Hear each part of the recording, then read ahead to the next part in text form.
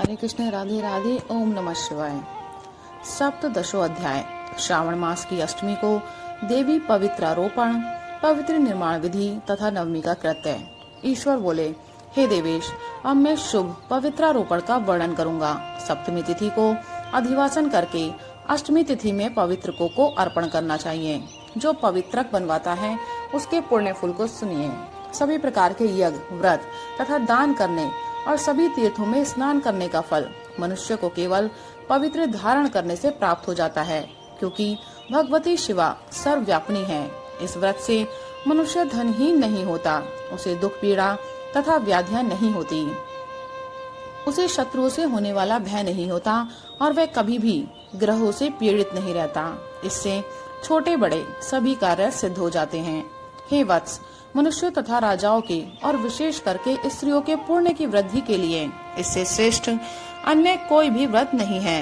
हे तात, सौभाग्य प्रदान करने वाले इस व्रत को मैंने आपके प्रति स्नेह के कारण बताया है।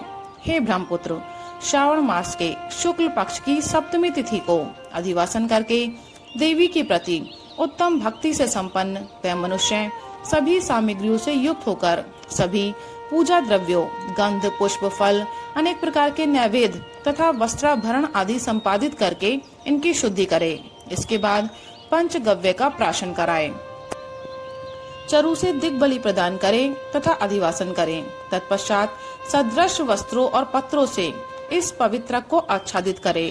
पुनः देवी के उस मूल मंत्र से उसे 100 बार अभिमंत्रित करके सर्व शोभा समन्वित उस पवित्रक को देवी के समक्ष स्थापित करे। तत्पश्चात देवी का मंडप बनाकर रात्रि में जागरण करे और नट, नर्तक तथा वारांगनाओं के अनेक विध कुशल समूहों और गाने बजाने तथा नाचने की कला में प्रवीण लोगों को देवी के समक्ष स्थापित करे। तत्पश्चात प्रातःकाल विधिवत स्नान करके पुनः बलि प्रदान करे। इसके बाद विधिवत देवी की पूजा करके स्त्रियों तथा दूजे को भोजन कराए। पहले देवी को पवित्रक अर्पण करे और अंत में दक्षिणा प्रदान करे। हे वत्स, अपनी सामर्थ्य के अनुसार कार्य सिद्धि करने वाले उस नियम को धारण करें। राजा को प्रयत्न पूर्वक स्त्री के प्रति आसक्ति, जुआ, आखेट तथा मांस आदि का परित्याग कर देना चाहिए। ब्राह्मणों तथा आचार्यों को स्वाध्याय का और वैश्यों को खेती का कार्य तथा व्यवसाय नहीं करना चाहिए। 7, 5, 3, 1 अथवा आधा दिन ही त्याग पूर्वक रहना चाहिए और देवी के ही कार्यों में निरंतर अपने मन में आसक्ति बनाए रखनी चाहिए। हे मुनि सत्तम, जो बुद्धिमान व्यक्ति विधान पूर्वक पवित्रारोपण नहीं करता है, उसकी वर्ष भर की पूजा व्यर्थ हो जाती है। अतः मनुष्य को चाहिए कि देवी परायण तथा भक्ति से संपन्न होकर प्रत्येक वर्ष शुभ पवित्रारोपण अवश्य करे। कर्क अथवा सिंह राशि में सूर्य के प्रवेश करने पर शुक्ल पक्ष की अष्टमी तिथि को देवी को पवित्रक अर्पित करना चाहिए। हे सनत कुमार, इसके न करने में दोष होता है, इसे नित्य करना बताया गया है। सनत कुमार बोले, हे देवदेव, हे महादेव, हे स्वामिन, आपने जिस पवित्रक का कथन किया वह कैसे बनाया जाना चाहिए, उसकी संपूर्ण विधि बताएं। ईश्वर बोले, हे सनत कुमार, सुवर्ण, ताम्र, चांदी, रेशमी वस्त्र से निकाले गए कुश, काश के अथवा ब्राह्मणी के द्वारा काटे गए कपास के सूत्र को तिगुना करके फिर उसका तिगुना करके पवित्रक बनाना चाहिए। उनमें 360 तारों का पवित्रक उत्तम और 270 तारों का पवित्रक मध्यम कहा गया है। 180 तार वाले पवित्रक को कनिष्ठ जानना चाहिए। इसी प्रकार 100 ग्रंथि का पवित्रक उत्तम, 50 ग्रंथि का पवित्रक मध्यम और 36 ग्रंथि का सुंदर पवित्रक कनिष्ठ होता है। अथवा 6, 3, 4, 2, 12, 24, 10 अथवा 8 ग्रंथियों का पवित्रक बनाना चाहिए। अथवा 108 ग्रंथि का पवित्रक उत्तम, 54 ग्रंथि का मध्यम और 27 ग्रंथि का कनिष्ठ होता है। प्रतिमा के घुटने तक लंबा पवित्रक उत्तम, जंघा तक लंबा पवित्रक मध्यम और नाभि पर्यंत लंबा पवित्रक अधम कहा जाता है। पवित्रक की सभी शुभ ग्रंथियों को कुमकुम से रंग दे। इसके बाद अपने समक्ष शुभ सर्वतोभद्र मंडल पर देवी का पूजन करके कलश के ऊपर बांस के पात्र में पवित्रकों को रखें। 3 तार वाले पवित्रक में ब्रह्मा, विष्णु तथा शिव का आवाहन करके स्थापित करें।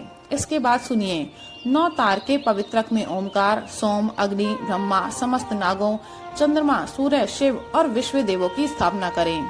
हे सनत कुमार, अब मैं ग्रंथियों में स्थापित किए जाने वाले देवताओं का वर्णन करूंगा। क्रिया, पौरुषी, वीरा, विजया, अपराजिता, मनोन्मणि, जया, भद्रा, मुक्ति और ईशा ये देवियां हैं। इनके नामों के पूर्व में प्रणव तथा अंत में नमः लगाकर ग्रंथि संख्या के अनुसार क्रमशः आवाहन करके चंदन आदि से इनकी पूजा करनी चाहिए। इसके बाद प्रणव से अभिमंत्रित करके देवी को धूप अर्पण करना चाहिए। हे सनत कुमार, मैंने आपसे देवी के इस शुभ पवित्रारोपण का वर्णन कर दिया। इसी प्रकार अन्य देवता का भी पवित्रारोपण प्रतिपदा आदि तिथियों में करना चाहिए। मैं उन देवताओं को आपको बताता हूँ।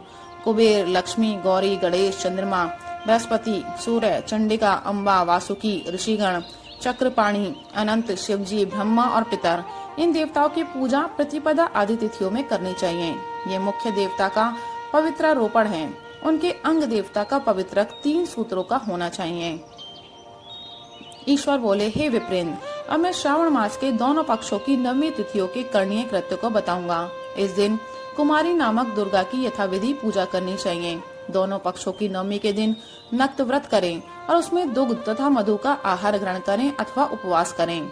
उस दिन कुमारी नामक उन पाप नाशनी दुर्गा चंडिका की चांदी की मूर्ति बनाकर भक्ति पूर्वक सदा उनका अर्चन करें। गंध, चंदन, कनेर के पुष्पों, दशांग, धूप और मोदकों से उनका पूजन करें। तत्पश्चात कुमारी कन्या, स्त्रियों तथा विप्रों को श्रद्धा पूर्वक भोजन कराएं और इसके बाद मौन धारण करके स्वयं बिल्व पत्र का आहार ग्रहण करें। इस प्रकार जो मनुष्य अत्यंत श्रद्धा के साथ दुर्गा की पूजा करता है, वह उस परम स्थान को जाता है जहाँ देव बृहस्पति विद्यमान है। हे विधि नंदन, यह मैंने आपसे 9वीं तिथि का कृत्य कह दिया। यह मनुष्य के सभी पापों का नाश करने वाला, सभी संपदाएं प्रदान करने वाला, पुत्र पौत्र आदि उत्पन्न करने वाला और अंत में उन्हें उत्तम गति प्रदान करने वाला है। राधे राधे, हरे कृष्ण, ओम नमः शिवाय।